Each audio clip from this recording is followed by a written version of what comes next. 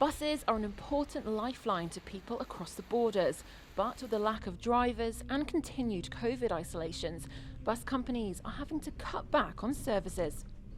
But at the end of the day, we've had a very challenging time, like other bus operators, trying to recruit or retain. Unfortunately, after we exhausted all the resources we had in place, including myself and my team inside in the Gala Shields, we had to then start cancelling services. Now, cancelling services is a last resort. It's not fair on our customers. And the customers every day were getting cancellations and cancellations. And we came to the hard decision last week that we had to put an emergency timetables in with a reduced frequency. Becoming a bus driver isn't a straightforward process. It can take months from application to getting in that driving seat. At the present, we are experiencing between 2 to 3 months from the driver or the individual, candidate coming forward to us for the interview to the point where they're coming into us for the training in-house. And the training in-house is after they've went through the process of the provisional licence, their medical, and then getting into the theory tests and that online or on government bodies.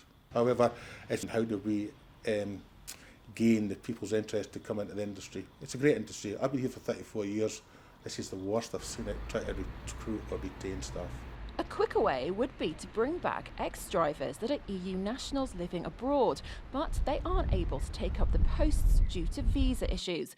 Calls to add bus drivers to the UK government shortage occupation list would make it easier for employers to offer jobs to migrants. Brexit has meant that the drivers that they had from European countries have now returned home and have not come back. They need visas then to return to work, and the Home Office hasn't got them on what we call the shortage of employment list. That means employment where there aren't local people to do it, and we therefore need to have them come from out with and from the EU. That's the problem. And I explain this to my constituents who, of course, like everybody, just wants a bus. The Home Office said in a statement, "Our immigration system is delivering on the people's priorities of getting business to invest in the domestic workforce while attracting those with the skills we need from around the world. We want to see employers make investments in the UK workforce instead of relying on labour from abroad." Well, of course, Borders buses have tried to recruit locally and have had some success, but the process of getting your licence and your provisional licence is very lengthy. The position is the process for the UK is too long. It's a question of having both, recruiting locally, speeding up the process for getting your licence in the UK, and also having come back from the European countries, those who were working here previously, driving our buses.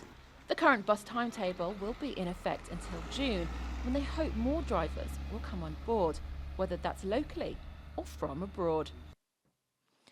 Alex Isat, ITV News, Gala Shields.